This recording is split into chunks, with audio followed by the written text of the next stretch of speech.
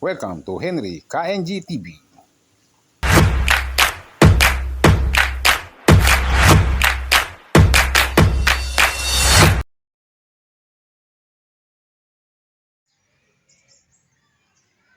Good morning po.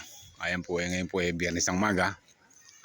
Ayan nga po, malisa po dito sa aking taniman dito sa school. Ayan po, nakita nyo. Puro kamatis po lahat ang nakatanim dyan. Sa 5 hilera po na yan, puro kamatis po lahat yan. Natapos ko po ito kahapon. At tapos nga po, nalagyan ko na rin siya ng tali. Ang kailangan lang po dito ay yung tulos. Gumagawa po ako ng tulos ngayon. Pampaano rin po dito. Lalagay ko po siya dito. At saka itatali ko po dito. Pampatigas po ng ano yan. Pampatigas po ng tali. Kasi nga po, pagka lumaki na po yung mga kamatis, ang mangyayari po dyan ay gagapang po sila, kakapit po sila dito sa mga tali na yan. Kaya kailangan po ay matibay. Yan po yung gagawin ko ngayon. Yan po, napaganda po ng aking taniman, malinis. Saka malinis po yung buong school ngayon. Yan po. Yan nga po yung mga tools ko na pinanggalingan sa sitaw. Yun na lang po yung aking gagamitin ngayon. Mga diretso po ito. Tsaka matibay pa naman po ito. Sayang po kasi kung ipanggagatong na, pwede pa naman pong gamitin dito sa mga kamatis ko na yan. Yan po. Ang ganda po ng mga tayo kong kamatis. Tapos po mamaya, yung palay naman po ang gagawin ko. Ay, yung ano po, gugupitin ko po yung mga dayami para ilagay ko po dito sa mga puno ng kamatis. Yan po. Yan po ako ngayon. Ito po yung aking gagawin. Yan. Medyo pa yung araw.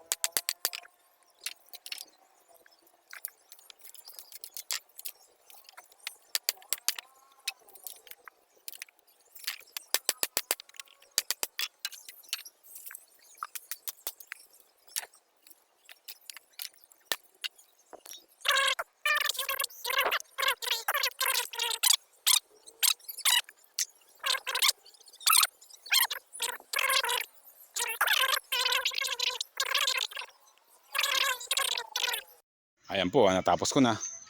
Gagamit lang po ako ng ano. Ngayon po ay ano ko na, ibabaon ko na po. At maaga po para ayun, maraming magawa. Bali gagamit lang po ako nitong 2x2 pampukpok. Pupupuin ko lang pong ganyan para tumatag. Para po yun nga, matatag po at saka para po magandang itali. Tsaka para hindi po lumaylay ito. Kaya po kailangan maging matatag yung taling poste. Yan po ang gagawin ko dito ngayon. Yan po.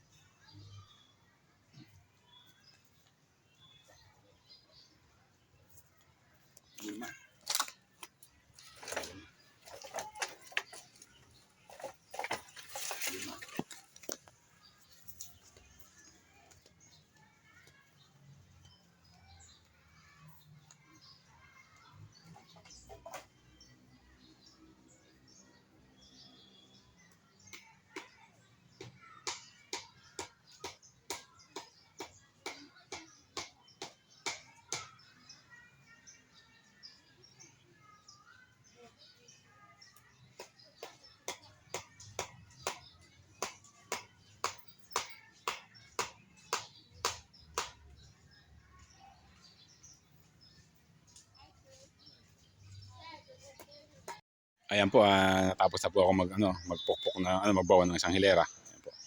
Bali 13 po 'yan. Yan, nakita nyo naman.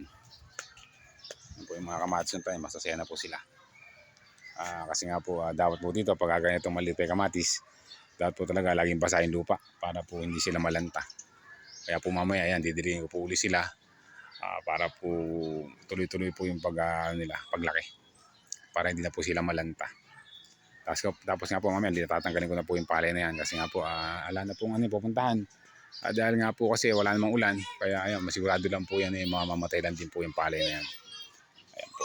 Kasi po, tatutuloy po muna yung ginagawa ko para makarami po ako ng trabaho. Ayan po.